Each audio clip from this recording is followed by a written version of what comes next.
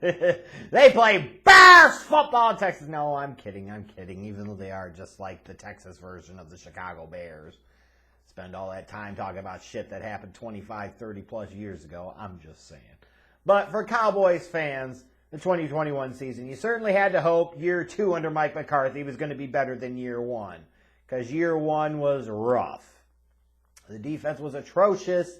The offense scuffled. Of course, big reason for the offense scuffling was because of the early season leg injury for Dak Prescott, which led to him missing the rest of the 2020 campaign.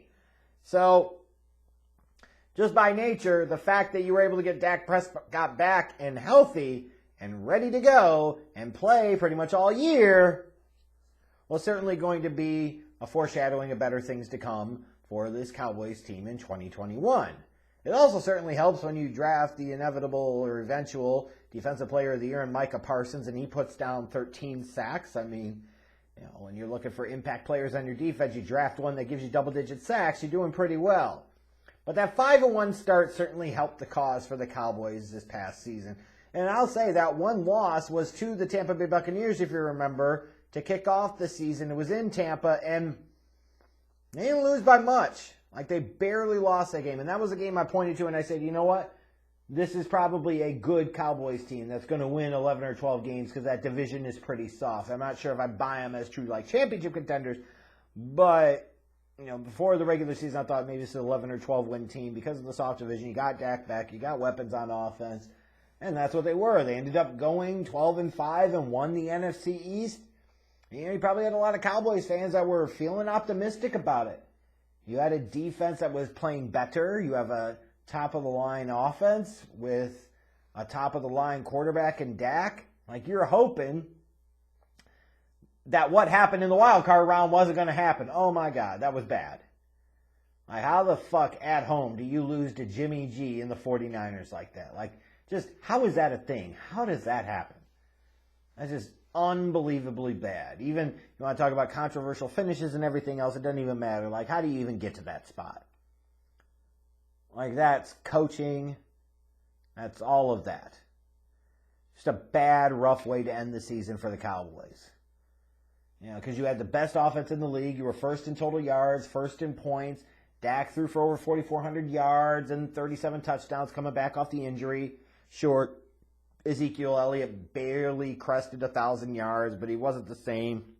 He's not the same Zeke of a couple years ago.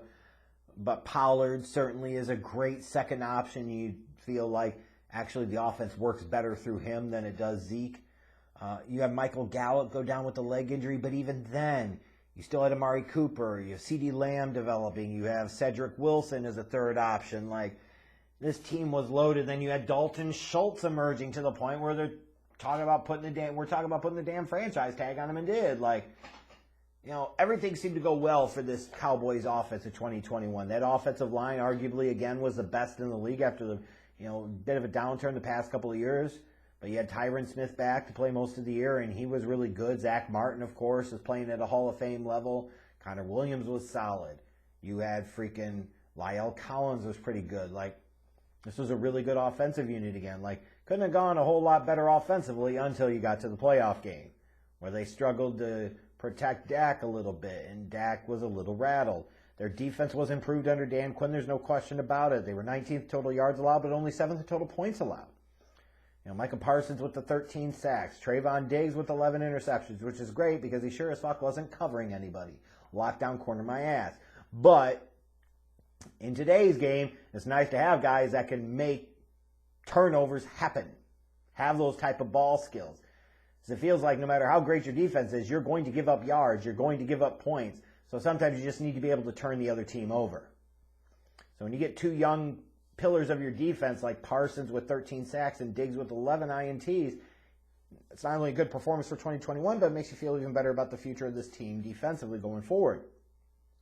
Well, probably a bit of a surprise for Cowboys fans that Dan Quinn will be back in the fold in 2022 because it was expected he might get the Chicago job or he might get the Denver job, and he ultimately pulled his name out of consideration. So an added bonus for you to have there.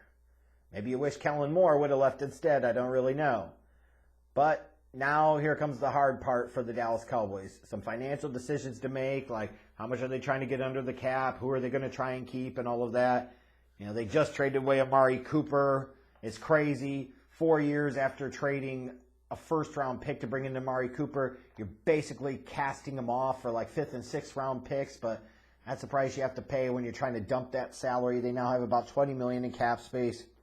What's going to happen with Lyle Collins? Is he going to end up getting traded? Are they going to bring him back into the fold?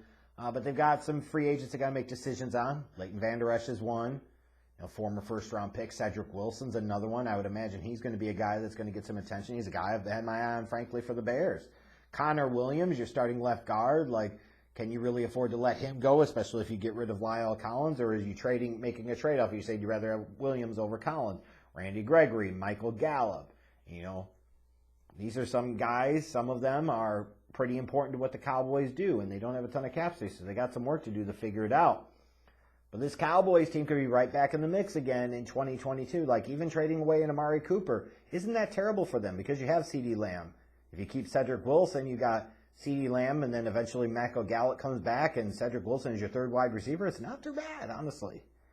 But ironically enough, as I've been talking about some of these other teams throughout these team-by-team recaps, I've been talking about building up the offense. And sure, you could always invest in the offense. I would certainly encourage the Cowboys, who have generally, over the past few years, gotten the offensive line right in terms of the players they've drafted. And you need to continue investing in that position because Tyron Smith's not getting any younger. Zach Martin certainly isn't getting any younger. You know, a Connor Williams and or Lyle Collins could be gone pretty soon. So you need to continue to reinforce that position via the draft. But you could do that later on, probably in day 3. But what they really have to focus on is that defense. And in particular, getting better on the back end of that defense. Yes, Trayvon Diggs is nice with his whole 11 interceptions, but he gave up a shit ton of yards in coverage, and their coverage unit certainly could use some work. They could use an impact player back there at safety. They could also use another linebacker to go with Parsons, to go with Vander Esch, even if they keep Vander Esch, but especially if Vander Esch goes away. So, you know, for a defense that was top 10 in points allowed, there certainly was room for growth and room for improvement. And when you look at the Cowboys, that's what you're looking to do at this point, is you're looking to balance out the team a little bit. So that way you don't have to put quite so much pressure on Dak Prescott in the offense. You don't have to be so dependent on your offense always being able to carry the load. Because no matter how great your offense is, like, there will be some down games and some bad moments where you need the defense to pick you up a little bit. And unfortunately, that didn't really happen this year when you needed it to happen in the playoffs. But this Cowboys team has Dak now, locked up long term. They should feel good about where they're positioned. They can make some right moves here. This is a team that could certainly be contending in 2022.